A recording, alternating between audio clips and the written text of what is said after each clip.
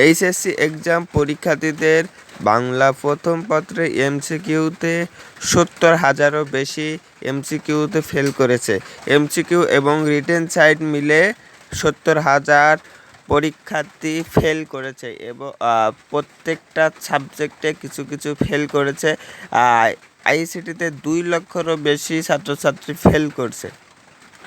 তো বাংলা প্রথম পত্রের রিটেন সাইড এবং এমসিকিউ সাইট মিলে ২ লক্ষেরও বেশি ৭০,০০০-এরও বেশি এমসিকিউতে এবং রিটেন সাইডে মিলে ফেল করছে এবং আইসিটিতে ২ লক্ষেরও বেশি ফেল করছে আইসিটিতে। তো এখন মেন বিষয় হচ্ছে এদেরকে অটোপাস দিবে না তাদেরকে দেশের মহামারী অবস্থার কারণে কি করবে তাদেরকে, এই বিষয়ে শিক্ষা বোর্ড কী বলছে। কালকে আমি একটা নোটিশ পড়লাম, সেখানে লেখা আছে যে কোনো অটোপাস নয়, ফেল করলে ফেল।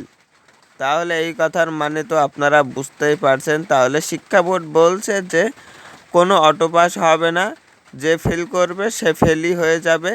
তো কোনো পাস করার কোনো বিষয় নেই, যেহেতু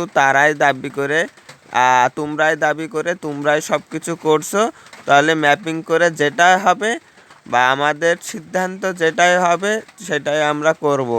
তোমরা যেটা বলছো সেটা আমরা মেনে নিয়ে আমরা করছি। তোমরা যে দাবিটা চেয়েছো ওই দাবিটাই ওরা পূরণ করছি। কিন্তু এখন যদি ফেল যায় তাহলে ফেল, যদি পাস হয় তাহলে পাস। তো দেখা যাক, শিক্ষা বোর্ডে হয়তো বা একটু সহযোগিতা হয়তো বা করতে পারে, না করে তো কোনো উপায় নেই। দেখা যাক শিক্ষা বোর্ড কী করে। তো আশা করি আমাদের সকল প্রকার আপডেট নিউজ পেতে আমাদের চ্যানেলটি সাবস্ক্রাইব করে রাখুন, পাশে থাকা বেল আইকনটি বাজিয়ে রাখুন। ধন্যবাদ সবাইকে জানাচ্ছি সালাম, আসসালামু আলাইকুম।